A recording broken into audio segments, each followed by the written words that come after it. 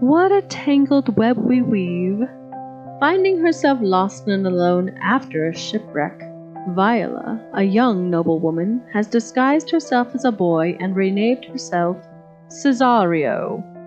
She has also done the most scandalous thing yet, gotten a job. She's found work as an errand boy for Duke Orsino. The Duke has sent her to the Lady Olivia to pursue his already rejected offer of marriage. Olivia has been grieving the death of her brother. Can Lady Viola convince Lady Olivia to open her gates?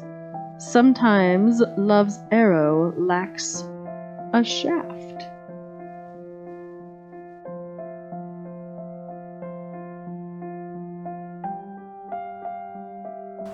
Lady of the house! Which is she? Speak to me. I will answer for her. Your will? Most radiant, exquisite, and unmatchable beauty, I pray you, tell me if this be the lady of the house, for I have never seen her. And I would be loath to cast away my speech, which, besides that it was excellently well penned, I have taken great pains to con it. Good beauty, let me sustain no scorn. I am very comfortable, even in the least sinister usage. Whence came you, sir? I can say little more than I have studied, and that question's out of my part. Good gentle one, tell me if this be the lady of the house, that I may proceed with my speech. Are you a comedian? No, my profound heart, but by the very fangs of malice, I am not that I play.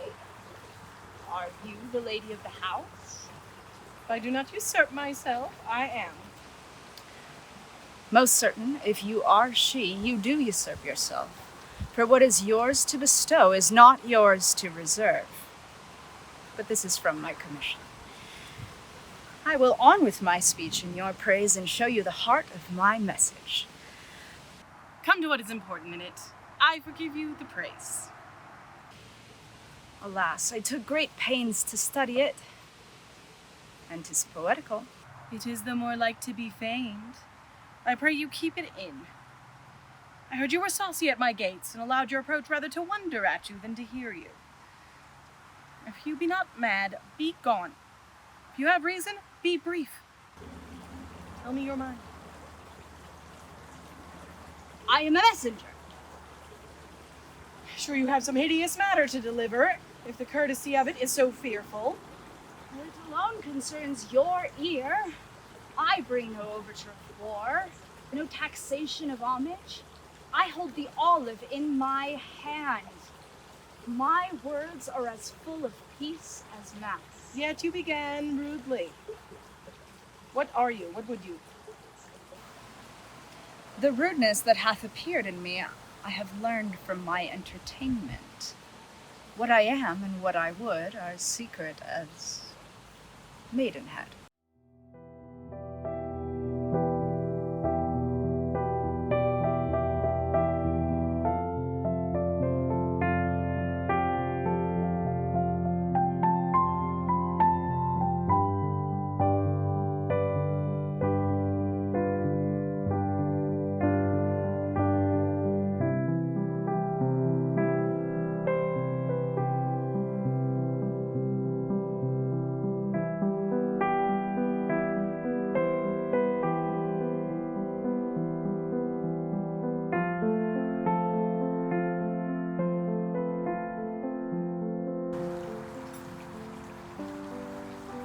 Now, sir, what is your text? Most sweet lady. A comfortable doctrine and much may be said of it. Where lies your text? In Orsino's bosom. In his bosom. What chapter of his bosom? By the method. In the first of his heart. Oh, I have read it. It is heresy. Have you no more to say? Dear lady, let me see your face. Have you any commission from your lords to negotiate with my face? You are now out of your text. But we will draw the curtain and show you the picture.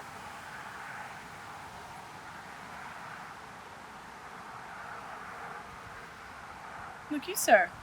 Such a one I was this present. It's not well done. Excellently done. If God did all. 'Tis in grain, sir. Will endure wind and weather. His beauty truly blent, whose red and white nature's own cunning and sweet hand laid on. Were the cruelest she alive, if you will lead these graces to the grave and leave the world no copy. Oh, sir, I will not be so hard-hearted. I shall give out diverse schedules of my beauty. It shall be inventoried, and every particle and utensil labeled to my wills. Item: tulips in different red. Item: 2 gray eyes with lids to them. Item: 1 neck, 1 chin, and so forth.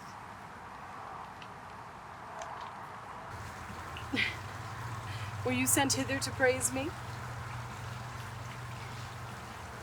I know what you are. You are too proud. Yet if you were the devil, you are fair. My lord and master loves you. And if that love could be but recompensed, though you were crowned the nonpareil of beauty. How does he love me?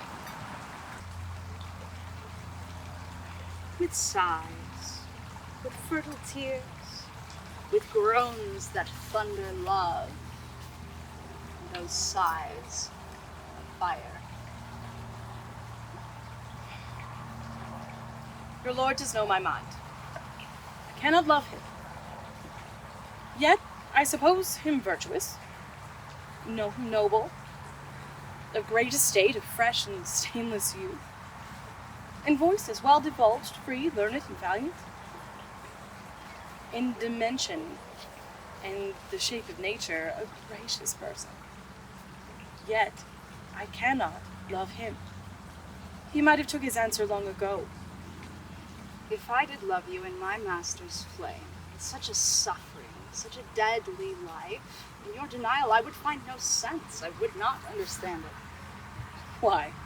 What would you?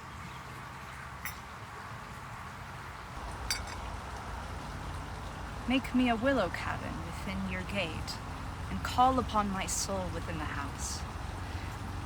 Write loyal cantons of contemned love, and sing them loud, even in the dead of night. Hallow your name to the reverberate hills, and make the babbling gossip of the air cry out, Olivia! Oh, you should not rest between the elements of air and earth, but you should pity me.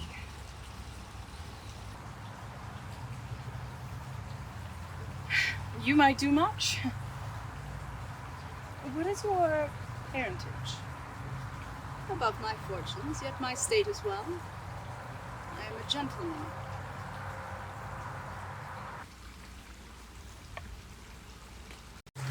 Get you to your lord. Let him send no more. Unless, perchance, you come to me again to tell me how he takes it. Fare you well. I thank you for your pains. Spend this for me. I am no feed post, lady. Keep your purse. My master, not myself, lacks recompense. Love makes his heart a flint that you shall love, and let your fervors, like my master's, be placed in contempt. Farewell. Fair cruelties.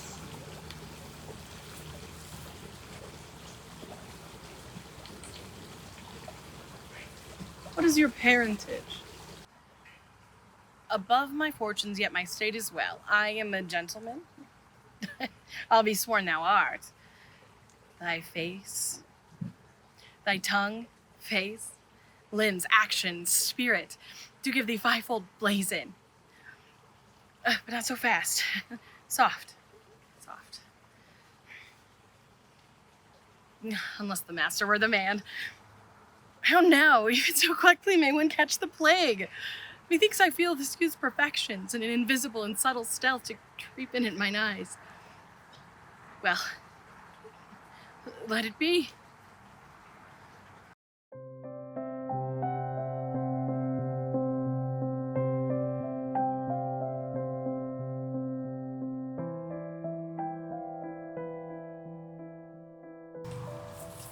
Give me your hand, sir. My duty and most humble service. What is your name? Cesario is your servant's name, fair princess? My servant, sir. You are servant to the Count Orsino youth. And he is yours. And his must needs be yours. Your servant's servant is your servant, madam. For him, I think not on him. For his thoughts, I would they were blanks rather than filled with me. I come to whet your gentle thoughts on his behalf. By your leave, I pray you, I bade you never speak again of him. But, would you undertake another suit? I'd rather hear you solicit than music from the spheres. Dear lady, Give me leave, beseech you.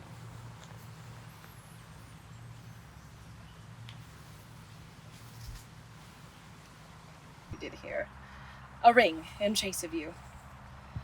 So did I abuse myself, my servant, and I fear me you. Under your hard construction must I sit to force on you in a shameful cunning that which you knew none of yours. What might you think? Have you not set mine honor at the stake and baited it with all the unmuzzled thoughts a tyrannous heart can think? To one of your receiving enough is shown. A cypress, not a bosom, hides my heart. So let me hear you speak. I pity you. What's a degree to love? Not agrees, for 'tis a vulgar proof that very oft we pity enemies.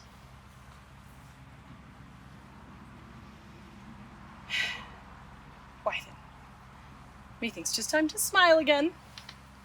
O world, how apt the poor are to be proud. If one is to be a prey, how much the better to fall before the lion and the wolf. The clock upbraids me with waste of time. Do not be afraid, good youth, I will not have you. But when wit and youth are come to harvest, your wife is like to reap a proper man. There lies your way. Due west. Then westward ho! Grace and good disposition attend your ladyship. You'll nothing, madam, to my lord by me. Stay, I prithee.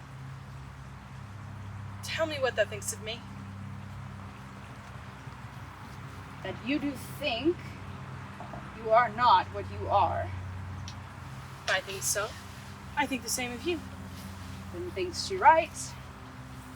I am not what I am.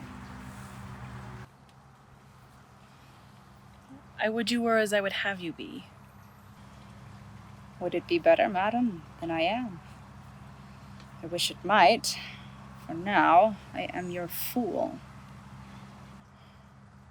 Oh, what a degree of scorn looks beautiful in the contempt and anger of his lip. A murderous guilt shows itself not more soon than love that would seem hid. Love's night is noon. Cesario. By the roses of spring, by maidhood, honor, truth, and everything, I do love thee so, that maugre all thy pride, nor wit nor reason can my passion hide.